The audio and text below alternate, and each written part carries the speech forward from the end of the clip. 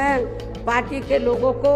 ये भी भरोसा दिलाना चाहती हूँ, इस बार यूपी में बीएसपी की 5वीं बार सरकार बनाने के लिए आप सभी लोगों के साथ साथ मैं भी हर स्तर पर अपनी पूरी ताकत लगा दूंगी, कोई कभी छोड़ूंगी नहीं।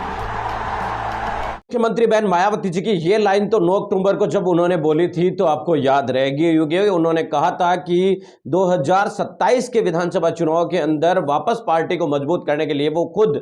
कमर कसकर तैयार है और पार्टी के कार्यकर्ताओं के साथ खड़ी रहेगी, आगे की भूमिका में खड़ी रहकर वो चुनावी मैदान के अंदर मजबूती के साथ तैयारी करेगी ताकि पार्टी का जनाधार वापस लौट सके। बहुजन समाज पार्टी के अध्यक्ष मायावती जी की कई ये बातें सक्रिय राजनीति के अंदर उनके वापस एक तरीके से जबरदस्त कमबैक की कहानी लिख रहे थे। बीएसपी सुप्रीमो मायावती जी को लेकर 9 अक्टूबर को उनकी बड़ी रैली हुई थी और मैं अभी भी कह रहा हूं दावे के साथ कि 6 दिसंबर को अगर उनकी रैली होती है ग्रेटर नोएडा के अंदर, जिस तरीके की चर्चा काफी तेजी से है, और अगर बहन मायावती जी आ जाती है, हालांकि अभी तक आधिकारिक जो घोषणा है वो नहीं हुई, लेकिन उसकी पूरी तरीके से तैयारियां हो चुकी है और जमीनी लेवल के ऊपर भी उसको काम है वो काफी तेजी से किया जा रहा है। अगर 6 दिसंबर को बहन मायावती जी आ जाती है तो आप ये तय मानकर चलना कि 2027 से पहले पहले बहुजन समाज पार्टी के अध्यक्ष मायावती जी बहुत बड़े पैमाने पर उत्तर प्रदेश के अंदर अपने दौरे है वो शुरू कर सकती है। बीएसपी अध्यक्ष मायावती जी इस बात को जानती है कि 27 के शुरुआत में चुनाव है, 26 एकमात्र ऐसा जो है 2026 एकमात्र साल है जब उनके सामने 365 दिन है, जब पार्टी का जनाधार फिर से यूपी के अंदर बढ़ाना है। बिहार के अंदर बढ़ सकता है तो यूपी में भी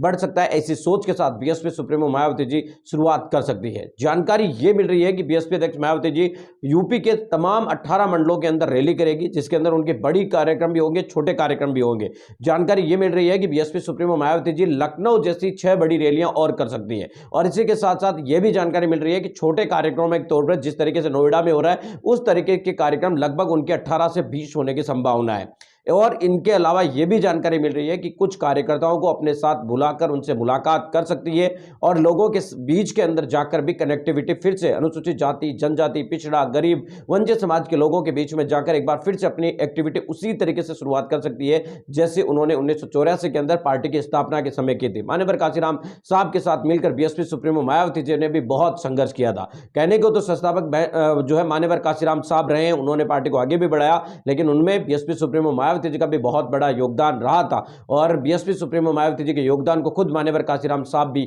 मानते थे। तो इस तरीके से कुल मिलाकर स्पष्ट है कि 2026 के अंदर बहुजन समाज पार्टी की सुप्रीमो मायावती जी 2027 के लिए रणभेरी एक तरीके से बजा चुकी है और उनकी सक्रियता इस बात से लगाई जा सकती है कि उन्होंने 9 अक्टूबर के बाद लगभग अभी तक 5 से 6 मीटिंग भी अपने अलग अलग स्टेट के साथ ही यूपी की कर चुकी हैं। आप क्या सोचते हैं, कमेंट जरूर।